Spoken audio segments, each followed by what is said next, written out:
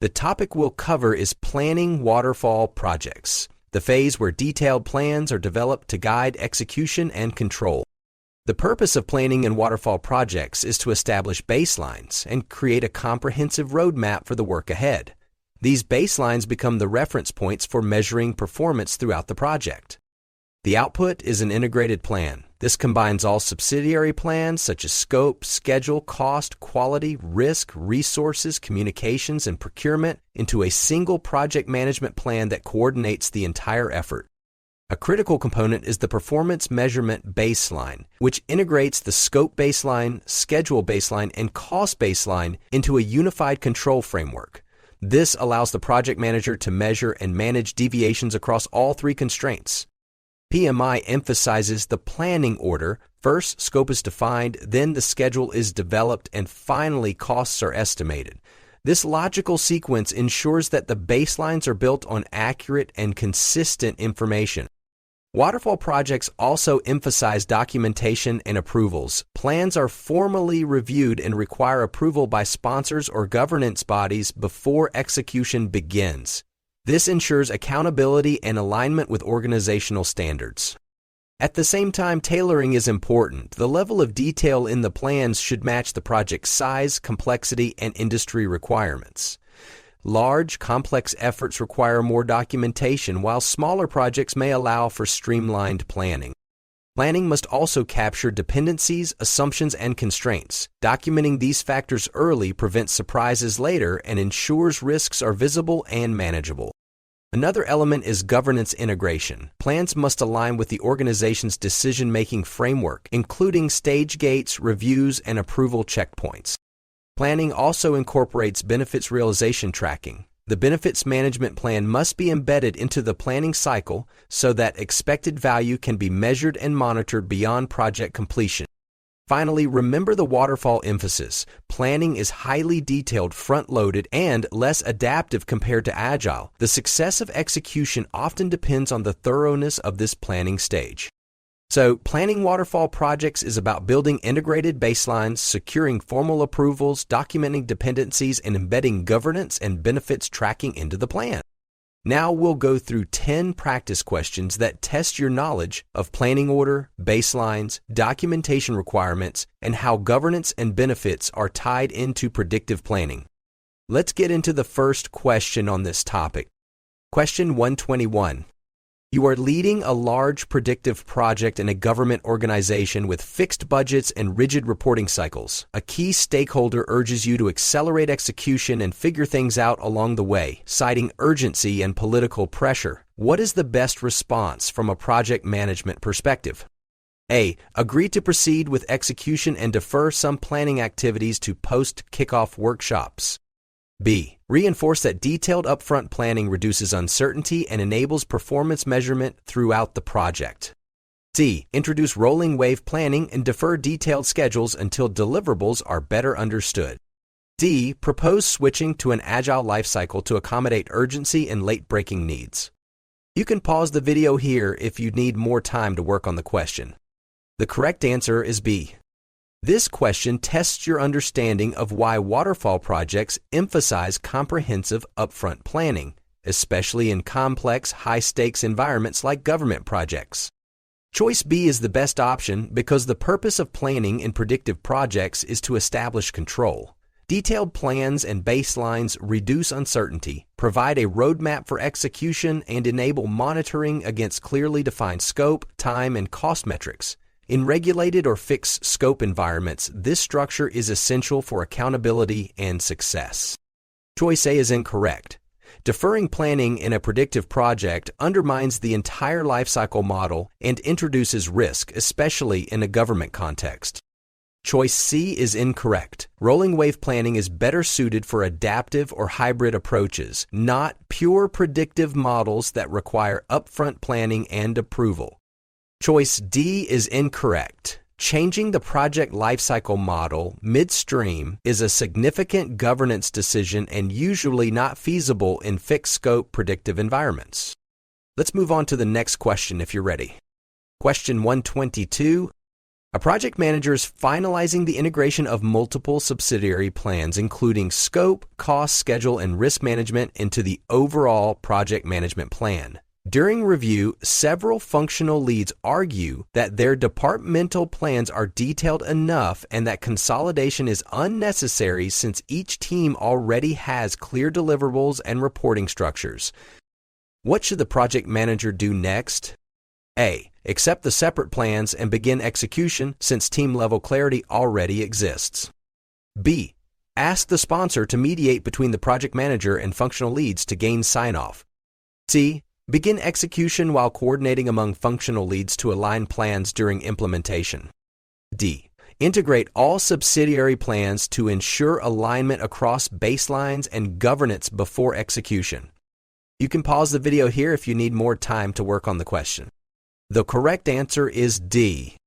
This question tests your understanding of why integration is critical in predictive project planning, especially when managing across multiple functions or departments.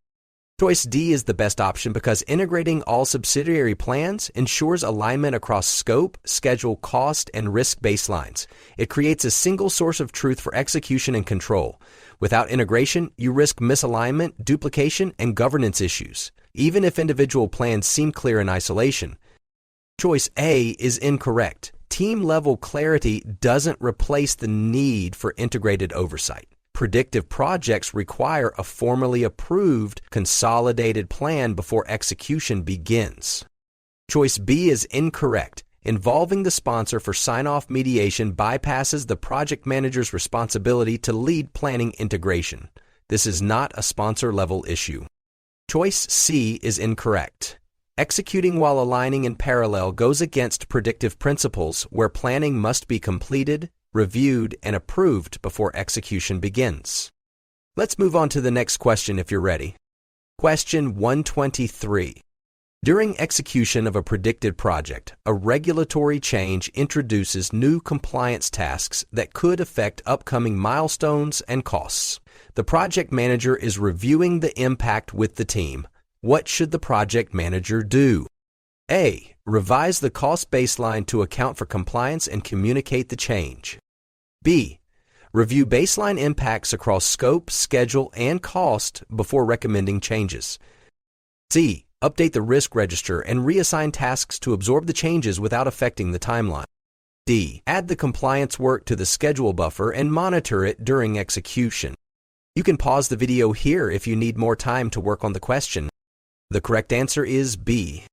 This question tests your understanding of how to apply the performance measurement baseline during execution in predictive projects, especially when evaluating change impacts across multiple areas. Choice B is the best option because the project manager must evaluate how the regulatory change affects the scope, schedule, and cost baselines before taking formal action. This integrated baseline serves as the foundation for performance tracking and change control. Choice A is incorrect. Revising the cost baseline without analysis or change control may lead to inconsistencies across the performance measurement baseline. Choice C is incorrect. Updating the risk register is helpful, but reassigning tasks without assessing baseline impacts risks misalignment. Choice D is incorrect. Buffers are not a substitute for formal impact analysis and change control in predictive environments. Let's move on to the next question if you're ready. Question 124. A predictive project is in the early planning stages. The engineering lead insists on developing the detailed project schedule first to lock in vendor timelines. However, the work breakdown structure has not been finalized and cost estimation has not yet begun. What should the project manager do? A. Proceed with scheduled planning to secure vendor commitments early. B. Begin estimating costs in parallel with the schedule to save time. C. Remind the team that detailed scheduling cannot proceed until scope is clearly defined.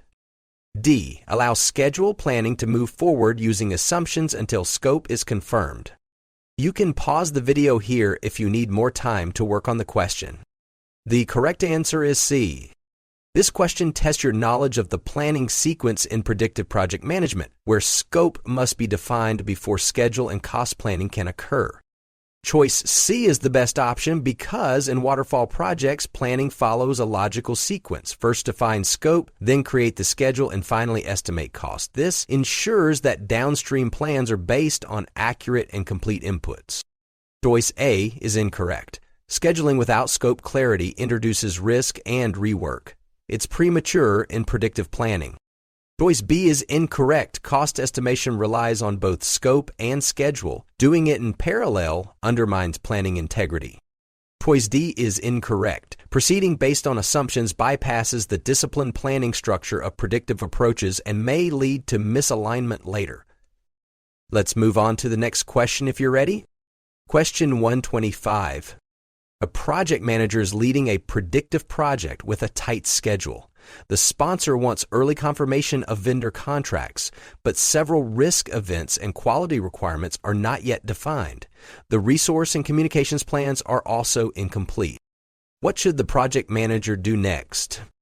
A. Complete risk and quality planning to guide procurement and resource strategies. B. Finalize the procurement plan and begin vendor negotiations to meet contract deadlines. C. Proceed with resource planning to identify staffing needs and confirm internal capacity. D. Develop the communications plan to ensure all stakeholders remain informed and aligned. You can pause the video here if you need more time to work on the question. The correct answer is A. This question tests your understanding of how planning elements are interconnected in predictive projects and why sequencing matters. Choice A is the best option because risk and quality planning provide critical input for procurement and resource decisions. In predictive environments, procurement planning should not begin without clarity on quality standards and potential risks that may influence contract structure, vendor selection, or timing. Choice B is incorrect. Finalizing procurement without understanding the risk and quality context may result in poor contract decisions or missed compliance requirements. Choice C is incorrect. Resource planning depends on risk exposure and quality expectations. Proceeding prematurely may lead to inadequate staffing or misalignment. Choice D is incorrect. Communications planning is important, but in this situation, risk and quality need to be addressed first to support downstream planning activities. Let's move on to the next question if you're ready. Question 126. A project manager is preparing to finalize the project management plan for a predictive engineering project. The schedule, scope, and procurement plans are approved, but the cost baseline and quality management plan are still being reconciled. Senior management pressures the project manager to submit the plan for final approval to meet an internal deadline, even though several sections still contain unresolved assumptions. What should the project manager do next? A. Submit the plan for approval, noting the pending items and assumptions in the approval request. B. Finalize all subsidiary plans and baselines to ensure completeness before seeking formal approval. C. Proceed with document routing for partial approval and incorporate remaining updates through change requests. D. Request sponsor authorization to proceed based on the approved sections while continuing to refine open items. You can pause the video here if you need more time to work on the question. The correct answer is B. This question tests your understanding of documentation and approval in predictive planning. It can be difficult for a project manager to take the proper action when pressured by senior managers, but PMI expects the full plan to be finalized and approved before execution begins. This ensures alignment and control across all areas of the project. Choice B is the best option because predictive projects require a fully developed and formally approved project management plan. Seeking approval with incomplete plans may result in misalignment, uncontrolled execution, or audit issues. Choice A is incorrect. Submitting a plan with unresolved assumptions, even if disclosed, formalizes an incomplete plan and weakens control. Choice C is incorrect. Partial approvals are not consistent with predictive practices. Change requests apply only after formal baselines are approved. Choice D is incorrect. The sponsor cannot override formal planning standards by authorizing partial execution before final approval. Let's move on to the next question if you're ready. Question 127. A project manager is leading a predictive project for a mid-sized government infrastructure initiative. While reviewing the project management plan, a senior team member argues that the level of detail is excessive and adds unnecessary overhead. The organization typically runs small, informal projects, but this engagement has regulatory reporting requirements and multiple external contractors. What should the project manager do? A. Adjust the level of detail in planning based on the project size and industry expectations. B. Align the planning detail with the organization's typical project style to maintain consistency. C. Reduce documentation effort and focus planning only on deliverables managed by external vendors. D. Proceed with existing planning practices and simplify later based on feedback during execution. You can pause the video here if you need more time to work on the question. The correct answer is A. This question tests your understanding of tailoring in predictive project environments, specifically how to adapt planning practices to fit the project's size, complexity, and industry context. Choice A is the best option because tailoring means adjusting the approach to fit the specific characteristics of the project. For a government infrastructure project with external vendors and compliance obligations, more detailed planning is appropriate, even if the organization usually operates informally. Choice B is incorrect. While consistency can be valuable, using informal methods on a complex, regulated project introduces risk. Choice C is incorrect. Reducing documentation may overlook internal dependencies and compliance requirements not tied to vendors. Choice D is incorrect. Simplifying planning after execution begins goes against the predictive model, which requires front-loaded, complete planning. Let's move on to the next question if you're ready. Question 128.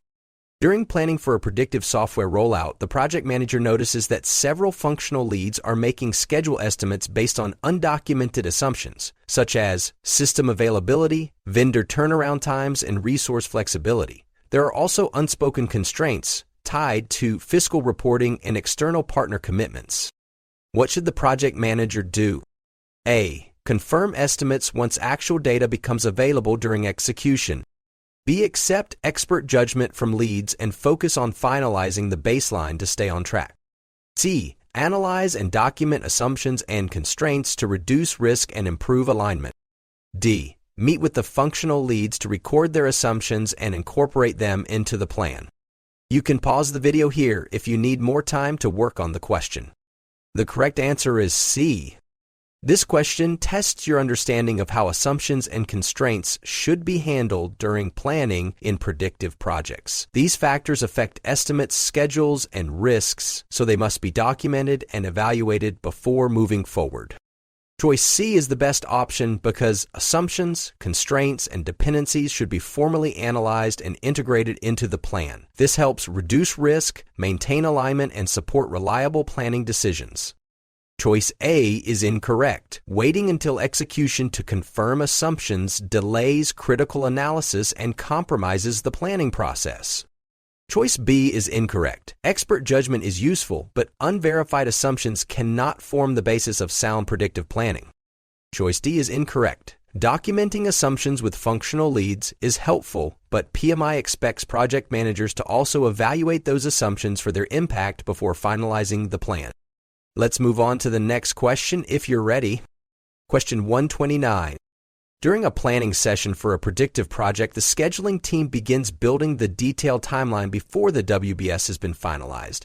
A senior engineer defends the approach, stating that the major deliverables are already known and delays in scheduling will affect vendor onboarding. What should the project manager do? A. Allow the schedule work to proceed while finalizing scope in parallel. B. Confirm that scope is baseline before continuing with detailed schedule development. C. Finalize vendor scheduling based on current inputs and refine scope as needed later. D. Proceed with procurement activities while using rolling wave planning to define schedule. You can pause the video here if you need more time to work on the question. The correct answer is B. This question tests your ability to avoid a common planning trap in predictive project environments. A frequent exam pitfall is to start schedule or cost planning before the scope has been clearly defined and approved. Choice B is the best option because in predictive planning, scope must be baselined before schedule planning begins. This ensures that schedule and cost estimates are accurate and aligned with what the project is expected to deliver. Choice A is incorrect. Working on the schedule in parallel with scope planning introduces risk, misalignment, and potential rework. Choice C is incorrect. Scheduling vendors based on incomplete scope creates uncertainty and undermines contractual accuracy.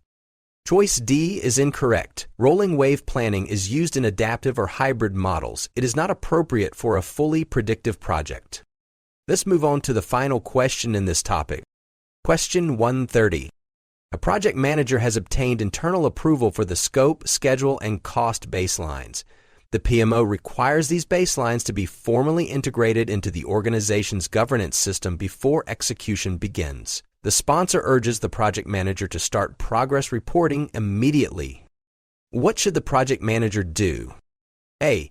Begin tracking performance against the approved baselines while governance integration is in progress. B. Proceed with execution since the baselines are already approved by key stakeholders. C. Coordinate with the sponsor to communicate progress readiness while ensuring baselines are integrated into governance. D. Submit the baselines through the governance process before using them for monitoring and reporting. You can pause the video here if you need more time to work on the question. The correct answer is D. This question tests your understanding of how baselines must align with organizational governance before execution begins. In predictive projects, approved baselines are not actionable until they're formally integrated into the organization's governance framework. Choice D is the best option because it reflects a key principle in predictive project management. No monitoring or reporting should occur until control baselines are formally integrated into the approved governance framework.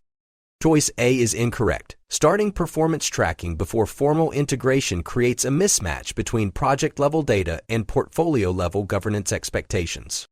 Choice B is incorrect. Execution should not begin until the organization's governance requirements are met, even if internal stakeholders have approved the baselines. Choice C is incorrect. While proactive communication is useful, it cannot substitute for formal governance integration before baseline use. Congratulations! You've now completed all 10 questions for Planning Waterfall Projects, bringing your total to 130 questions in this PMP Predictive Exam Prep series. If you found this helpful, please like the video and subscribe to PM Aspirant for more exam content. Ready to keep going? Let's move on to the next topic.